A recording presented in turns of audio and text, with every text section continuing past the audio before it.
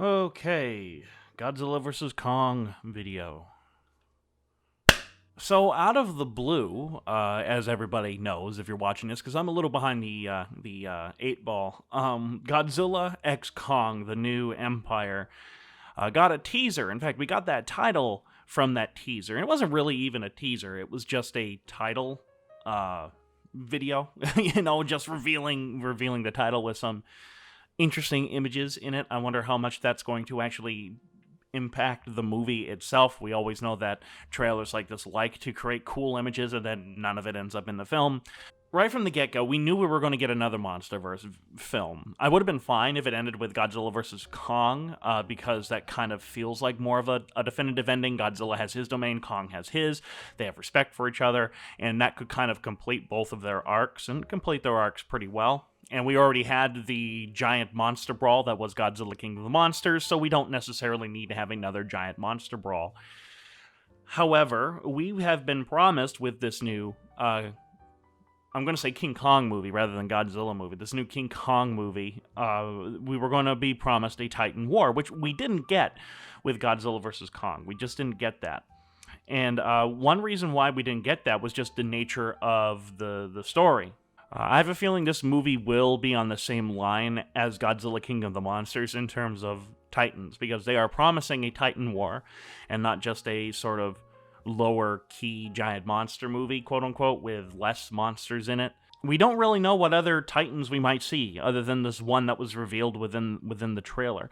And that's not necessarily a bad thing, because Wingard has a better vision for the Monsterverse than what Daughtry did. Wingard certainly kind of knows what he wants to achieve, what direction he wants to go in, at least visually. I think in terms of a story, he has no control over it. I think that's almost entirely up to the studio themselves, and they sort of curtail themselves to the studio, as these ridiculously large budget movies absolutely do. Now, I want to see more Toho monsters, which is why when I saw the red creature, I actually kind of got excited, because it was reminiscent of War of the Gargantuas, and I know I'm not the only one making that comparison. I think that is kind of really cool that we're kind of getting this. But it is an original monster that is going to be a part of the Monsterverse. This wasn't a part of any other previous Godzilla thing, officially, from what I know. There are a couple of fan stuff that I've read where there was a red Gargantua, which I thought was very interesting. Maybe that influenced them, but I highly doubt that. I really do. I think this is just entirely an original creature. I don't think we're going to get any other we're going to get Toho monsters in here, because quite frankly Toho charges an arm and a leg for each monster, and they all cost the same as Godzilla for some ridiculous reasons, despite the fact that Godzilla is by far their most popular character. But speaking of War of the Gargantuas, the War of the Gargantuas influence is very apparent within the Monsterverse. Michael Daughtry in particular, who seems to officially have been removed from the Monsterverse now. He did openly boast when he first got brought on the Godzilla King of the Monsters. He was really interested in rebooting War of the Gargantuas within the Monsterverse itself, which doesn't surprise me. Anybody who's a fan of giant monster movies tends to be a pretty big fan of that movie, including me. And in fact, it's my favorite non-Godzilla kaiju movie, quite frankly. Even people like Brad Pitt have cited it as one of his favorite movies. So it's quite a popular movie. If it was remade, I think it would bomb, just because nobody knows who Sanda and Gaira is, but it would certainly be a classic or a cult classic amongst kaiju fans, stuff like that. Now, I have no idea how that actually went, though. I have no idea if that was actually pitched. We don't really know. We just know that Michael Daughtry was very interested in rebooting War of the Gargantuas and putting that in with the Monsterverse, kind of like how Gareth Edwards was very interested in rebooting Destroy All Monsters and putting that within the Monsterverse. And we've definitely seen that influence carry over, even though Gareth Edwards is long gone from the Monsterverse. So it's quite possible that Michael Daughtry's influence is still there within the Monsterverse, despite the fact that he's been given the boot. And it makes sense why Michael Daughtry was given the boot, because, quite frankly, King of the Monsters was a box office bomb. People say that it made its money back. It really didn't, if you incorporate the amount of advertising that went to the movie. So Legendary Pictures, would they really keep his ideas? I really don't know. And after all, they did get rid of Gareth Edwards after Godzilla 2014, though I think that was more of a decision made by him more than it was the studio. I think the studio, quite frankly, got rid of Daughtry. Now, it is clear Kong will be our driving force within the upcoming Monsterverse movies, and Kong is the main character in Godzilla vs. Kong, whether you want to admit that or not. Godzilla is the baddie, or the sort of driving force that is the atmosphere of the film. He's the bad guy in the background, and to me, that's actually one of the strengths of that film, is that Godzilla has turned bad, what has made Godzilla bad. And the fact that Godzilla doesn't have too much screen time in Godzilla vs. Kong, I think actually benefits that film. Now, this kind of makes sense because, ironically, here in the West, Kong is far more of a box office draw than Godzilla. And that's understandable. After all, he is our monster. He is our giant monster. He's the one that kicked it all off. He's ours. He was made in the United States. He's ours. The fact that this new foe, this red monster, this red ape that we are seeing is an ape, and not, another giant lizard similar to Godzilla, I think that also lends proof to the fact that proof to Kong's sustainability and influence on the Monsterverse now more than Godzilla. Kong has the bigger influence here because he's more of a box office draw. And I've said it before in other videos, and I'll say it again here. We like to understand Kong. We like to sympathize with Kong. We like following Kong because that's just what type of giant monster he is. Look at his source material. While you compare that with Godzilla, we love fearing Godzilla. We love being afraid of him. We love it when we don't really know too much about him, and he's that driving force in the background. Look at Shin Godzilla. Look at the original. Hell, if you want to look at a movie more in line with the Monsterverse, look at Mothra vs. Godzilla in 1964. Godzilla is like a force of nature in that movie, and his presence is felt throughout the entire movie, despite the fact that he doesn't have too much screen time in there. Godzilla is almost no different than the Borg or the Reapers. The less we know about him, the less he's on screen, and the more you focus on him as that big, bad thing happening in the background, the better off he is. Look at Godzilla vs. King Ghidorah, 1991, another prime example of this. Now, I'm hearing some say that Kong's story will be tragic. I've seen that several times now on YouTube and in other videos while I was doing some research for this. That tragedy sort of fits the character. I mean, look at Kong's source material of the original movie. It was beauty killed the beast, after all. So, the unfortunate truth is Kong is always sort of doomed to this Beauty and the Beast story, this sort of tragic hero kind of thing, just because of his source material, and quite frankly, we like it. If we didn't like it, we wouldn't keep coming back and sitting in our seats. Now, when this movie was originally talked about, after the success of Godzilla vs. Kong, they were actually sort of talking about it being a remake of Son of Kong, which could be a precursor to what we're getting here. Plus, Kong will already be extremely old at this point. Kong is Old Man Kong. Remember that. It's not just a meme. He's actually an old man by this time within the Monsterverse. In my opinion, would be fitting that this is actually Kong's final appearance, or at least this Kong. Sort of a formation of a Kong dynasty. He finds a younger member of his species. He sort of takes him under his wing and stuff like that. And after all, that was really hinted at within Godzilla vs. Kong. Remember that? Remember the throne room scene, which, that's blatantly in the movie. That would certainly carry over. It makes sense anyways why that would carry over and be a thematic driving point within the next Monsterverse movie. Now, that would be cool if this follows the old established trope set by Son of Godzilla, where Kong's son isn't really his son, but just a younger member of his species. It won't be a female, I can tell you that. We won't get a King Kong Lives. I'm calling that right now, mainly just because of boobies, ape boobies. But Kong adopts this little Kong. Godzilla somehow gets involved, and together they all fight this new threat, as hinted within this new press release and this new title trailer that we just got.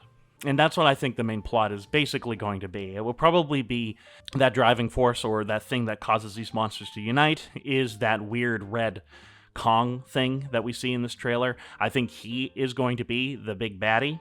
If it turns out that he's not the big baddie, that would actually be a twist that I would enjoy. Now, this is kind of reminding me of like a kaiju Game of Thrones. At least that's what the frickin' trailer was presenting.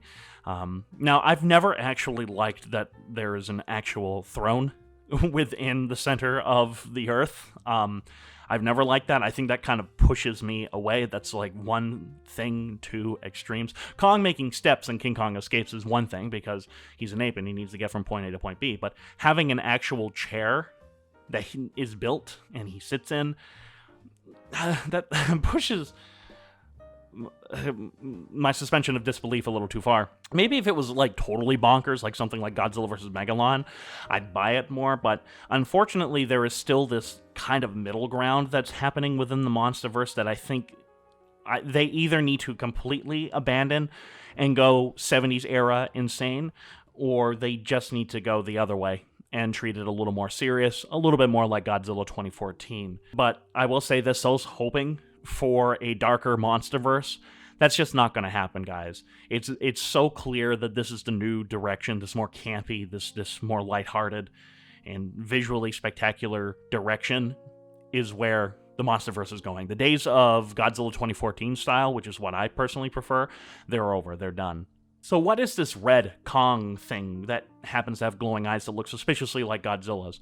Well, there are a lot of speculations, including that these were the original Titans. These apes came even before Kong and Godzilla. These were the original kings, kind of in line with Greek mythology, which could fit, considering the fact that those were Titans in Greek mythology. That could be one direction that they're going in, but I've also heard the comparisons to an orangutan when describing this new Red Kong, which I actually think is cool. Another great ape fighting a great ape. I think that would be pretty interesting, and definitely reminiscent of War of the Gargantuas. It certainly would call back to that and lends credence to the idea that the rebooting War of the Gargantuas was certainly floating around the creative room when they were coming up with the idea for the Monsterverse. Now, this actually reminds me more of the Ape Titan from Attack on Titan. That doesn't surprise me either, because the writers and creators of Attack on Titan, both the manga and the show, are fans of War of the Gargantuas, so it's almost like creative cannibalism here, and it wouldn't surprise me. I don't know if Adam Wingard and the writers are anime fans at all. It wouldn't surprise me if they weren't. It wouldn't surprise me if they were. But it certainly has Ape Titan vibes, that I'm getting, so. Because it has Godzilla-like eyes, which I thought I was the only one to do this until I started watching some YouTube videos and reading some speculation articles, which I really don't like to do. I really don't like to do, because everything I say here is probably going to be wrong once the movie comes out anyways. Harkening back to the days of World War G. Do any of you remember that? If you remember that, kudos for you. I'm glad you've stayed around this long. I have a feeling that this isn't going to be like one of the original Titans. I have a feeling what's actually going to happen is that it will be a hybrid made by man, and that kind of also fits in line with several of the themes that have been thus far established within the Monsterverse, especially with Godzilla vs. Kong. This is sort of like a middle ground between Godzilla and Kong. They create this red Titan.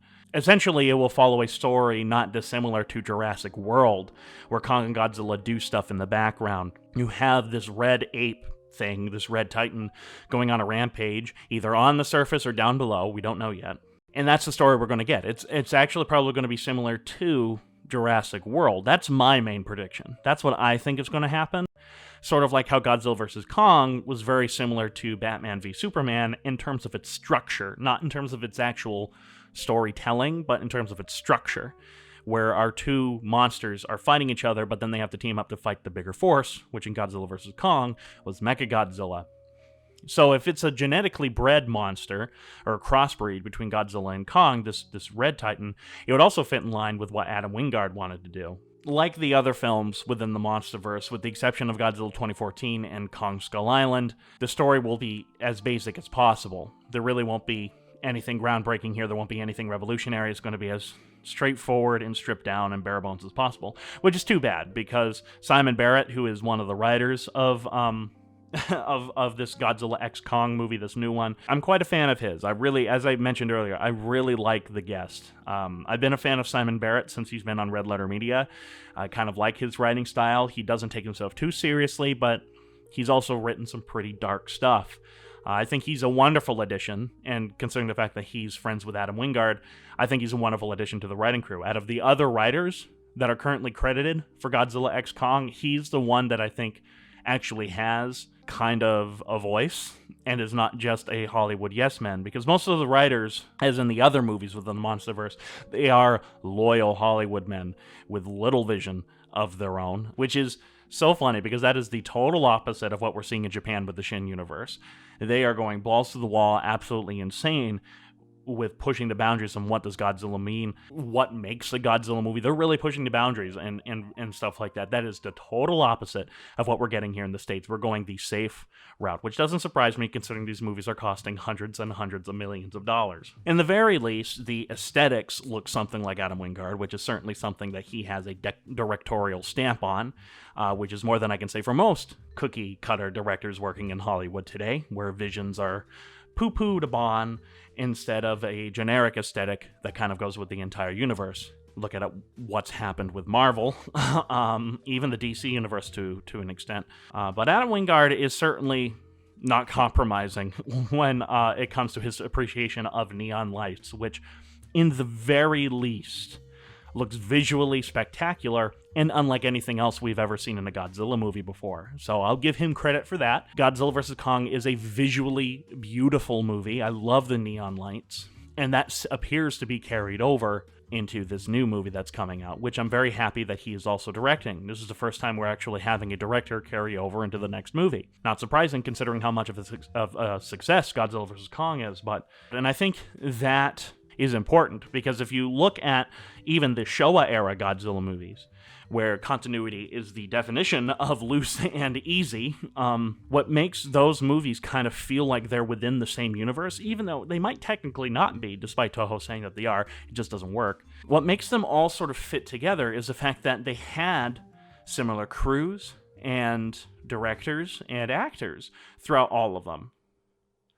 And because of that, they sort of felt within the same universe. I think if they started incorporating that more into the Monsterverse, I think it will feel far more like a whole piece instead of just episodes throughout the entire thing. Even Junkie XL, I believe that's him, he's returning for Godzilla vs. Kong. He was the composer for Godzilla vs. Kong. He's now coming over into this new Godzilla X Kong movie, which is cool. He would also be the first music composer to be carried over into 2 movies. It is pretty cool. Glad to see that they're actually starting to carry people over, and as a result, I think the Monsterverse is going to start really looking more like a continuing piece instead of episodic like we've gotten thus far. So that's what I think, ladies and gentlemen. I haven't done one of these videos for a very long time, and I apologize that this one is a little less formal than what it usually is. I wanted to play this one sort of loosey-goosey, get it out there, let people know my thoughts on it, because I know you guys are curious. I've gotten several messages asking about it in, personal messages and stuff like that. I am intrigued. I'll put it that way. If you like what you saw, if you want more Godzilla content, hit the subscribe button. All my social media is in the description below. And in the end, this is Adam Royce of AN Productions saying, sayonara.